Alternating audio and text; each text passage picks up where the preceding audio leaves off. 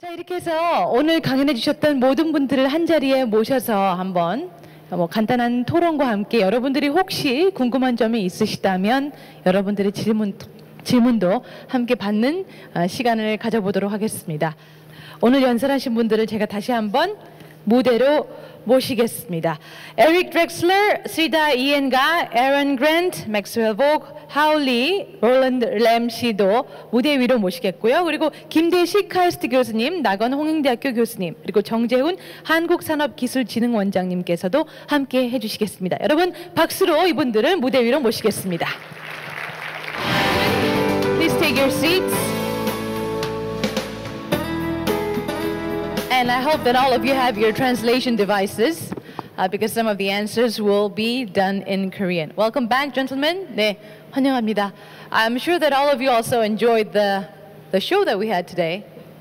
Did you? Very much so. Absolutely. Okay. I think before we start, we have something to show that we haven't shown before. So please, I would like to hand my microphone over to you, Aaron.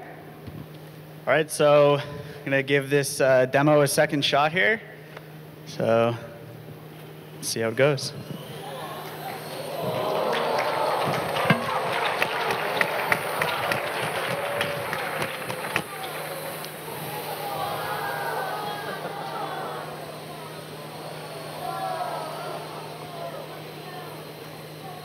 Now, how far can you control it?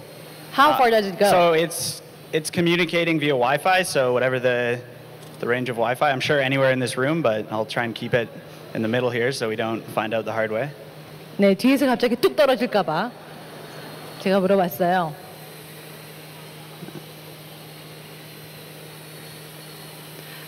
이제 성공했네요. 여러분, 사진 찍고 계시죠? 큰 박수로 네, 축하해 주시기 바랍니다.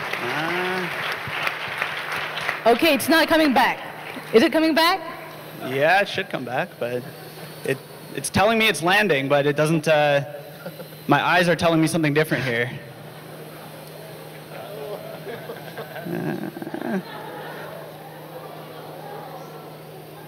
Oh. All right, that was close. 네, 아슬아슬하게 착지에 성공했습니다. 자, 오늘은 우리가 정말 세계를 바꿔가고 있는 여러 가지 아이디어들에 대한 이야기를 나눴습니다. 그러면 일단 오늘 우리가 살펴본 기술들이 어떻게 보면 아주 오랫동안 우리의 삶을 바꿀 수도 있을 것 같고요. 또 어떠면은 그냥 잠시 나타났다가 사라지는 걸 수도 있을 것 같은데 이런 기술들이 지속 가능하게 발전을 하려면 어떨지 제가 한번 먼저 교수님께 김대식 교수님께 먼저 여쭤보도록 하겠습니다. 네, 질문이 뭐였죠? 네, 너무 갑자기 질문해서 놀라셨죠? 네, 오늘 정말 우리가 신기한 기술들을 많이 봤는데요. 이런 기술들이 정말로 앞으로 우리의 삶을 많이 바꿀 건지 아니면 잠깐 왔다가 그냥 사라지는 하나의 그냥 눈요깃결인지 이런 기술들이 쭉 지속이 되려면 어떤 요인들을 갖춰야 될까요? 뭐 기술이라는 것 자체가 그 역사적으로 그 익사이팅한 기술이 나와서 한 90% 정도는 죽는다고 우리가 생각을 해야 되겠는데 사실 그 90%가 없으면 10%가 살아남을 수 없을 것 같고요. 이건 거의 뭐 진화론 같이 생존에서 이제 다비니언 스트라글로 여러 가지 다양한 기술과 뮤테이션이 나와서 서로 스트라글 하다가 아주 석세스풀하고 이제 사람들한테 인기를 받는 기술이 그 발전을 하겠는데요. 그래서 저는 이제 뇌를 전공한 과학자로서 절대적으로 보면 지금까지 있었던 그 기술들 중에서 성공한 기술들의 핵심 요점은 뭐냐면 인간 자체가 저희가 뭐 인간이 받아들이고 좋아해야 되는 기술일 텐데 인간이 가지고 있는 뇌 자체가 한 10만 년 전부터 하드웨어가 변하지 않았기 때문에 인간이 가지고 있는 기본적인 니즈나 기본적인 그 유틸리티는 항상 똑같습니다, 사실은. 그래서 그거를 인간의 기본적인 근본적인 니즈를 만족시킬 수 있는 기술들은 살아남는 거고 그렇지 않고 장난감 같은 식으로 개체수로 나오는 기술들은 롱텀으로는 살아남기 좀 어렵지 않나라는 생각을 한번 해봅니다. 너무 어려운 기술보다는 그냥 사람들이 이때까지 좋아해 왔고 그리고 아주 단순하게 필요로 하는 그런 기본에 충실한 그런 기술들이 가는데 좀 무서운 말인데요. 90%는 사라지고 10%만 살아남는다는 것이 뭐 벤처 기업들도 많이 그렇다고 하지만 네, 뭐 아마 진짜로는 99%가 죽지 않겠어요, 아무래도. 그러니까 그거는 우리가 감수를 당연히 해야 된다고 생각을 하고요. 네. 그 실패가 두려우면 아무것도 프로그레스가 있을 수 없겠죠, 당연히. 네. 당연히 대부분이 사라진다고 우리가 생각을 하고 사라져야만이 또 성공을 할 수 있다라는 걸 생각하기 때문에 성공 자체만 그 개인한테도 크레딧이 되는 게 아니고 실패를 많이 한 사람이 또 크레딧을 받는 그런 사회가 돼야지 당연히 또 혁신이 일어나겠죠, 사회에서. 네. 어르신 말씀인데 교수님이 그래서 그런지 너무 무섭게 들려요. 99%가 실패를 한다는데 그게 도전하고 싶은 마음이 한 3, 40%는 성공하겠다. 그런데 99%가 실패를 할지도 모른다라는 생각에 말씀하신 것 중에서 실패도 크레딧을 받을 수 있는 그러한 시스템이나 사회가 된다면 아마 그런 두려움들도 많이 사라질 수 있겠죠. 네네, 그걸 제가 뭐 약간 이제 포지티브하게 얘기한다면 이제 실패 자체가 이제 제가 볼 때는 기술에 대해서 세 가지가 있는 것 같아요. 하나는 성공하는 기술이 있을 거고요. 하나는 실패를 통해서 다음에 성공할 수 있는 무언가를 배울 수 있는 학습이 가능한 실패가 있을 거고, 그 다음에 세 번째로는 예전에 그 물리학자 볼프강 파울리가 얘기했던 대로 제대로 실패하지도 못한 식으로 실패를 통해서 아무것도 배우는 게 없는 실패가 또 있겠죠. 그거는 절대로 해서는 안 됩니다. 모든 실패의 핵심은 그 실패를 통해서 배우는 게 있어서 그 다음 이터레이션에서 성공을 할 수 있는 확률을 높여야 되겠죠, 당연히. 네, 감사합니다. 저희는 그러니까 오늘 이 자리에는 그 어려운 1%의 성공을 했다고 볼 수 있는 그런 기술을 개발하신 분들을 모시고 이야기를 좀 나눠보겠습니다. 제가 먼저 에릭 드렉슬러 씨에게 질문을 하도록 하겠습니다. 에릭, yes, my question will be in English. So you were talking about nano, and I think the technology is really developing rapidly. You know, it's going on, and you said that right now there are still some cost issues for many technologies, but you said that it's likely going to be affordable in the near future. But do you think the human nature is quite adaptable to the speed of the advancement of technology? Well, I think that human nature is being challenged today by the speed of advancement of the nanotechnology of nanoelectronics. Those of us with gray hair feel very strongly challenged by the rate of change in software and social media. The advanced productive nanotechnologies that I'm looking toward, ones that are still in the future, we still need the enabling technologies. There's a long way to go to reach a threshold. Those technologies promise to bring more rapid change to the physical material world than we've seen before. The rate of progress that we see in electronics, governed by Moore's law, the exponential increase in the power of computation per unit of cost, is at least a smooth curve, and it's a steady rate of progress in manufacturing. The prospect here is for something that is discontinuous, that is off that curve, and that brings a rate of change and a style of change to the physical world that is like what we see in software. So software is the most dynamic, information technologies are the most dynamic area of change in the world today. Carry that over into the physical material world, and it's a glimpse of what I think the future will hold. I see. And well, nano, I think, is a concept that was not even imaginable to our ancestors, for like our grandmothers and grandfathers. And I think I remember 1 ton, and you slice it or you divide it 30 times, and it will turn into a nanobit. But I mean, ideally, how far can we go? Like, is 30 times the maximum limit, or in theory, can you go smaller than that? Well, the Greek roots of the word atom mean cannot be cut. The word itself says it's the smallest unit, at least of ordinary matter. So, atomic precision, that level of nanotechnology, is, in an important sense, the ultimate technology. Miniaturization is limited by the grainy structure, the finite granularity of matter itself. And that is a limit that was reached long ago in chemistry. In the very different area of semiconductor technology, transistors now have a diameter that can be measured as on the order of 10 atoms. So all of technology in material science, chemistry, nanoelectronics has been converging on atomically precise control with greater complexity and greater reliability and precision.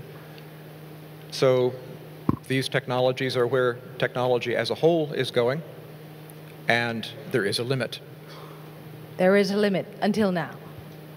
Maybe not in the future, hopefully. There is a limit set by physics and chemistry. So part of the message of what I have written in my books is that what we know about physics can tell us about the limits of technology. That physical law determines the difference between what systems can exist and work and which do not. And this is not a question of the future. It's a question of the structure of the universe that we live in. It's implied by the laws of physics. The technologies that are possible here and now are the same as the technologies that were possible 1 million years ago in distant galaxies, and the same that will be possible physically 1 million years from now. What we're doing is we're moving toward eternal fixed limits. But we have a long way to go. Thank you very much. Now I have a question for Mr. Sridhar Iyengar. It was quite painful for me to watch you bleed on stage, and I'm sure that you do that every time you have to, give us, show us how your machine works. But is there any other way, like maybe someone might be thinking of a technology that you don't have to bleed yourself? Maybe you can scan with an in-depth technology, some kind of like that. Is there such a thing? Sure, and I appreciate your empathy, but I assure you it was more painful for me. However, what you're saying is actually something that many institutions and individuals and companies are pursuing, which is the ultimate dream of a completely non-invasive type of sensor. Now, the X Prize Foundation in the U.S. is very famously about 18 months ago put out this call for the medical tricorder, which is a concept that was first publicized in Star Trek, where you take a device and you scan a person, and from the non-invasive optical radiographic scans, you can diagnose basically what's wrong with the person. Now, everyone has been working towards that, and probably the most heavily invested field is in the field of diabetes because of the large patient population. Everybody has been talking about non-invasive glucose sensors, where you take optical signals, usually near infrared, and scan someone's finger or ear or forearm and try and deduce what their blood sugar content is. However, over the last 25 years, this technology has always been 5 years away. And that's the problem, is that there are probably several hundred companies and several hundreds of millions of dollars gone into investing in a non-invasive glucose sensor. So for us as a startup company, we decided to go after the invasive world because that was the market that supported the business case. Now, that aside, do we have the ability to do that? Absolutely, and we do it today. One simple example is pulse oximetry.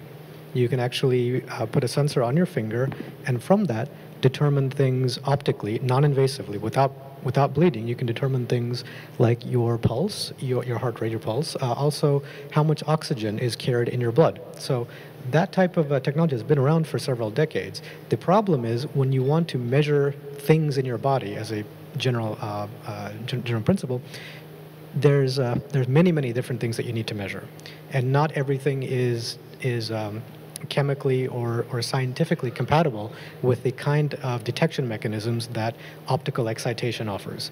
So that's what the limit is not so much whether these technologies exist or not, but which of these technologies are applicable to which of the things that you want to measure in your body. Another simple example is imaging systems, CAT scans, PET scans, MRIs. These are all non-invasive ways of detecting what's happening inside your body. So those technologies do exist, but in the case of an MRI, it's not feasible financially to put something like that in someone's home.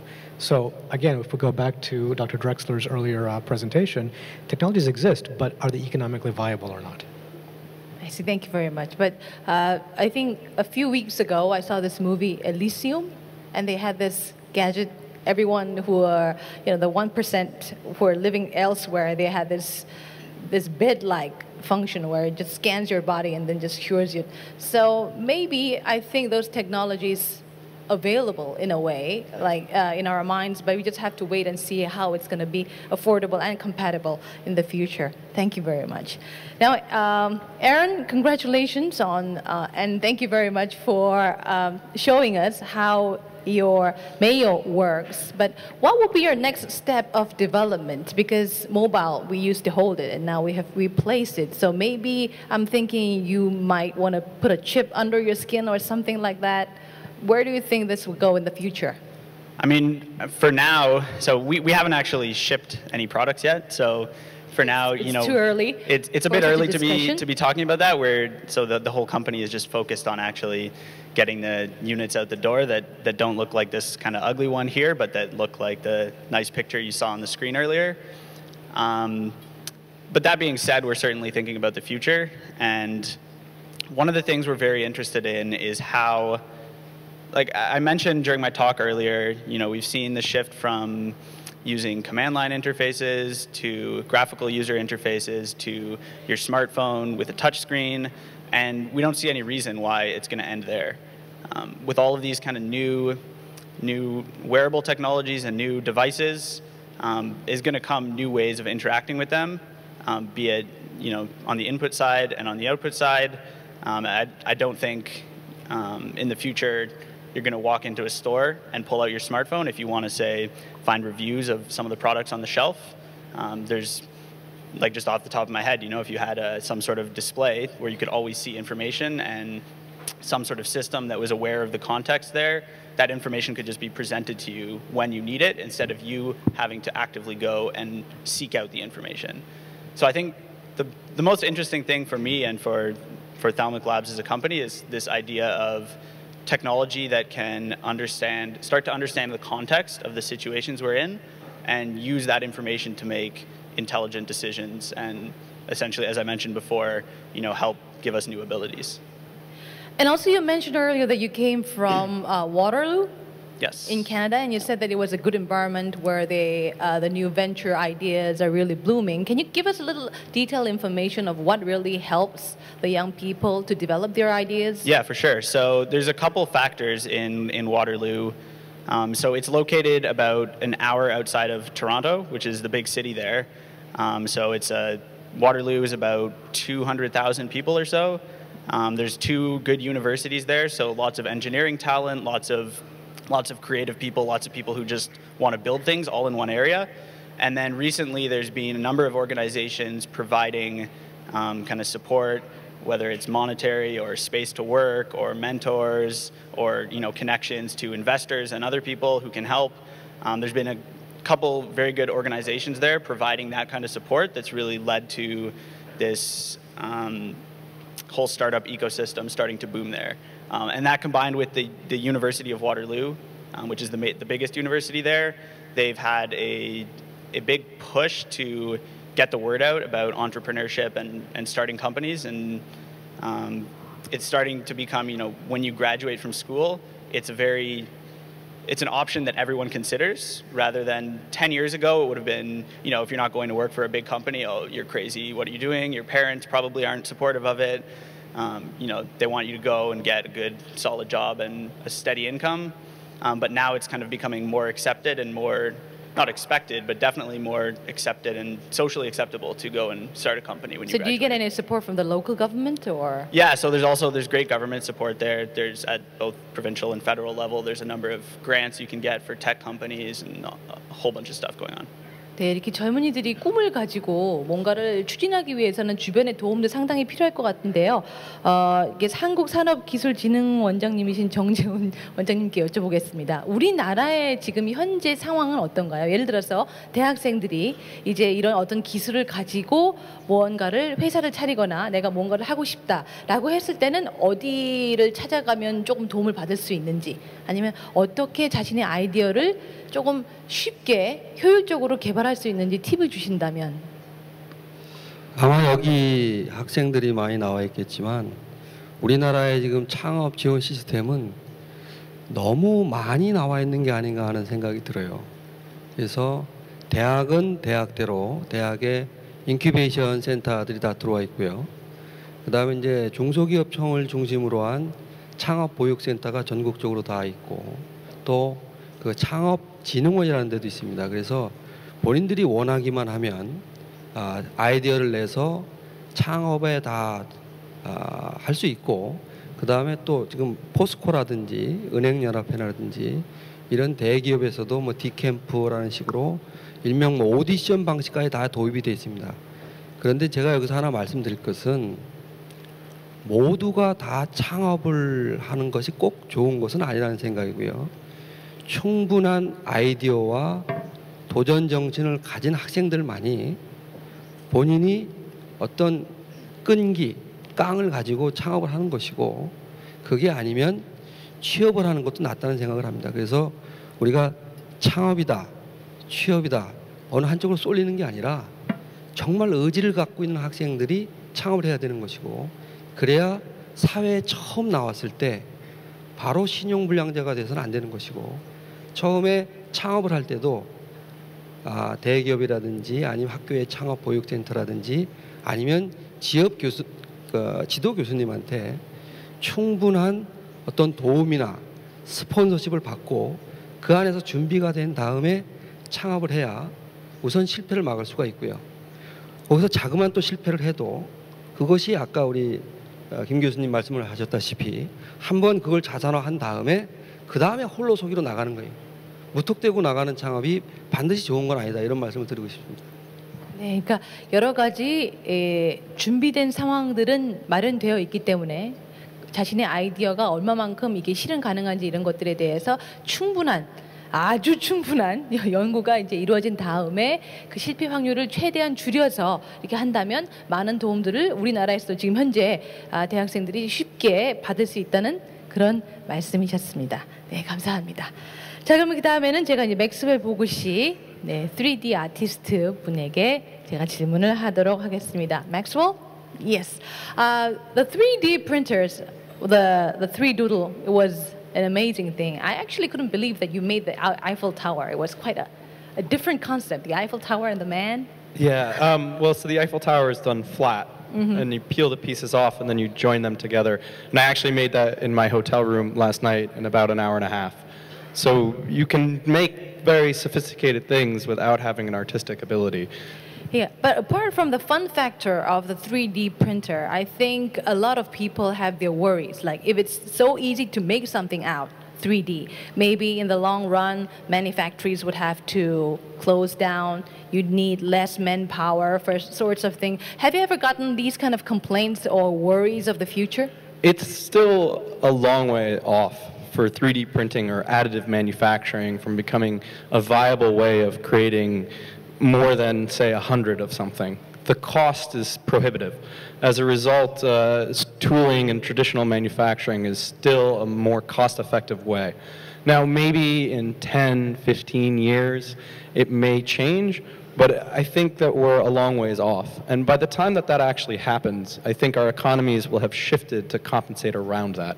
So it won't be as big a concern in that sense, because maybe we won't be so focused on manual labor to create products, but we'll be focused on some other industry or some other mainstream system. So.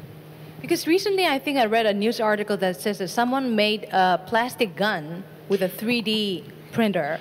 Yeah. And it worked. So I think that article itself woke a lot of people up, saying, with the worries, and there are some people who like to worry even before things would happen. So the unfortunate truth is that you could make a gun without a 3D printer. So it does make it kind of easier in a sense that you can create these pieces and it's replicable on some level. It's not what anyone really wants the technology to be used for, but it's something that's going to happen. It doesn't make a very good gun, but that's not very helpful. So, the hope is really that we take a social effort to try and prevent things like that from spreading much further. But technology is technology. It's all about the people who use it for either good or bad. It's really the determining factor. Thank you very much. Thank you. Okay, my next question is for Hao Lee. Yeah, I think a lot of people loved your presentation because we saw all those kind of special effects from the movies that we've admired, and I've always wondered: is it the reality that really gives ideas to the movies, or is it the movies that actually gives us imagination for the technology to develop? Which one comes first? Like I think the story comes first. the story comes Yes. first. So and I the- think that's lacking in a lot of movies nowadays. It's like food manufacturing, right? You can see it from the same perspective if you have a really good chef or you want to eat instant noodles. So people are trying to make everything scalable as much as possible, cost effective. And like in the visual effects industry, you can see what's actually happening in the US, right? I mean, people try to focus a lot of things on outsourcing, trying to reduce costs as much as possible. But that's the reality of things are going. I mean, you can't avoid it. This is how software is being mature enough that they're being affordable, everyone can buy them, and it's just changing the industry, right? I would assume that you're a movie lover yourself. Yeah. Well, was there a specific movie that actually intrigued you to, have a much more creative mind, or something that really gave you the wow factor? Well, definitely my entire career was actually shaped from, I don't know, when I was a kid I was watching Jurassic Park or, Terminator. The first time you see those effects that you can see, like, they just look exactly real. But it's basically coming from imagination, as you just said. And by looking at these things, you would basically just say, like, wow, you can actually create worlds that don't exist yet, or just visually at least. And yeah, by looking this, that actually gave me the drive to actually follow the path of using technology. And I always had a passion for both art and technology, and computer graphics is actually exactly at in between, having a perfect blend between the two things. And that's where I am today. And it went through a lot of things, right? I mean, when I started computer science, what's important to notice is that the films you see, they already have very mature computer graphics. Everything looks already pretty good. So what is really important for people is not just to follow something that already exists. You have to see ahead of time. At that time, all these things that you've seen, the use of computer vision was actually at their very early stage. Computer vision is basically trying to take reality, and you take a picture and you're trying to tell a story out of it computationally. So that was the missing piece at that time. Nowadays, people are bringing back digital worlds into physical worlds through fabrication, but there's also the next thing. What is the next thing, right? And a lot of people are talking about big data, how to do all these huge data analysis, and all these things come together, even though they're not perceived as the same as the traditional sense of what you would perceive as computer graphics, but it's actually a lot of common topics in that. Thank you very much. And my next question is for Mr. Roland. Yes.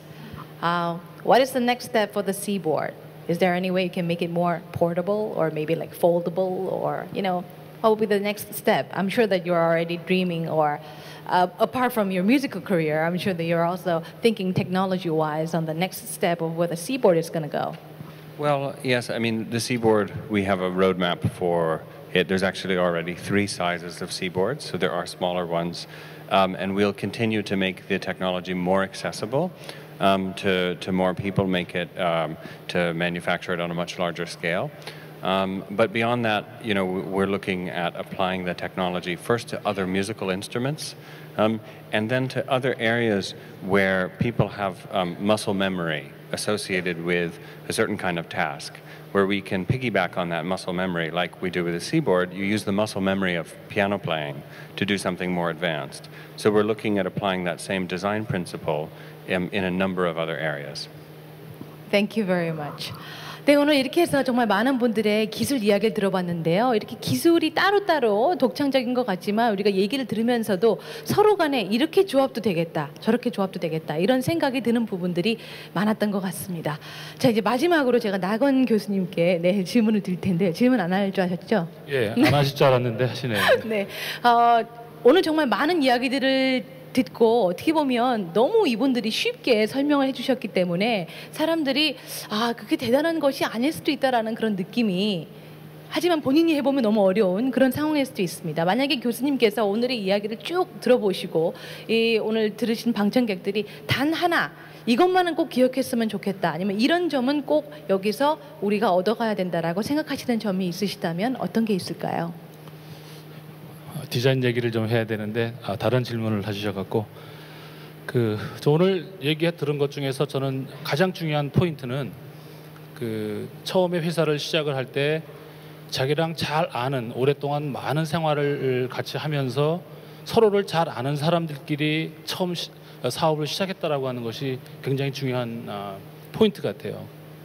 물론 이제 우리나라하고 미국하고의 그런 교육하는 시스템은 다르다 보니까 좀 다르긴 하겠지만은 저희도 우리 젊은 학생들한테 해주고 싶은 얘기는 학교 다니면서 물론 많은 시간을 저희 학생들 뭐 술도 마시고 뭐 많은 걸 하지만 정말 인생에 대해서 많은 얘기를 나누고 자기가 부족한 거를 서로 보완해 줄 수 있는 그런 어떤 뭐 인생의 어떤 소울메이트 같은 사람들을 만나는 장이 대학이 되지 않아야 되겠느냐 하는 그런 생각을 하고요. 오늘 모든 분들의 공통점은 생각을 가지고 좀 과감하게 그러면서 모든 거를 빨리 승부를 보려고 생각하지 않고 길게 인생을 가면서 자기의 계획을 하나씩 이렇게 실현하는 그런 모습들을 보면서 참 부럽다라는 생각을 참 많이 했습니다. 전 세계적으로 우리나라가 빨리빨리를 뭐 제일 많이 한다 그러는데 빨리빨리를 또 평생도록 그렇게 은근과 끈기를 가지고 하는 민족도 저희밖에 없다 그래요. 그래서 이 기술의 시대에 그런 감성적 가치를 줄 수 있는 그런 좋은 것이 무엇일 것이냐, 또 그것을 서로 같이 보완할 수 있는, 내가 서로 볼 수 없는 것을 봐줄 수 있는 그런 파트너들을 만나는 것이 가장 중요한 게 아닌가 이렇게 생각을 합니다. 친구 따라 강남 간다는 그런 이야기를 명심하면서, 그리고 이제 디자인 교수님이시니까 제가 디자인을 안 여쭤볼 수도 없는데요. 네, 감사합니다. 사람들이 우리가 오늘 테크 플러스에서 기술만 상당히 중요하다고 생각할 수도 있을 것 같아요. 기술, 그리고 정말 이런 엔지니어링, 이런 공학 쪽으로만 생각하는데 그런 와중에 디자인이 중요하다고 느껴지는 게, 보면 이 모든 분들이 처음에 만들었던 제품보다는 디자인이 항상 향상이 되는 걸 볼 수가 있거든요. 그래서 디자인이 왜 중요하냐라고 사람들이 물어보면 어떻게 저희가 대답을 해야 될까요? 뭐 저도 이제 공학을 전공한 사람인데 지금 디자인 쪽에 와 있는데요. 되게 기술을 갖고 있는 사람들이 실패하는 이유가 뭐가 있냐면은 되게 처음에 새로운 기술을, 특히 이제 실리콘밸리를 중심으로 해서 새로운 기술을 처음 내놓을 때에는 상당히 많은 사람들이 뭐 와우 이렇게 하면서 좋아하죠. 근데 그때 초기에 그거를 반응을 일으켜주는, 흔히 저희들이 얘기하는 그 이노베이터나 얼리 어답터라고 하는 그룹은 사실 그 사람들이 반응을 일으키는 거는 그 기술의 퍼포먼스에 관심이 있는 거예요. 얼마나 빠르냐, 얼마나 뭐 많은 걸 할 수 있느냐에 대한 그 성능에 관심이 있는 거고요. 사실 실제 그 아이디어를 가지고 비즈니스를 하기 시작을 하면 그 뒤쪽에 있는 그 우리가 저희 흔히 얘기하는 그 얼리 머저리티라든지 레인 머저리티의 절대 다수가 물건을 사줘야 되는데, 그 그룹은 그 기술의 성능을 원하는 것이 아니라 그 기술의 편리성을 원한다는 거죠. 그래서 그 기술이 실제 많은 사람들의 지갑을 열게 하기 위해서는 꼭 디자인이라고 하는 것을 거쳐서 그것이 사람들이 쓰기도 좋고 보기도 좋은 걸로 넘어가야 되는, 그것을 놓치게 되면 기술적으로는 성공했지만 결국은 돈이 안 되고 결국은 망하는 그 90%에 해당하는 그런 일이 되기 때문에. 99%요. 99%요. 네. 그래서 여러분들이 좋은 기술이 있다 그러면 제일 마지막 단의 디자인을 찾지 마시고 시작하는 단계에서부터 좋은 디자인 파트너를 잡아서 같이 일을 하시면 절대로 실패하지 않으실 겁니다. 뭐 실패하시더라도 확률이 굉장히 낮지 않을까 이렇게 생각합니다. 네, 감사합니다. 자, 오늘 정말 성심성의껏 답해 주신 이 모든 분들께 우리 큰 박수 한번 보내주시는 건 어떨까요? Thank you very much, gentlemen.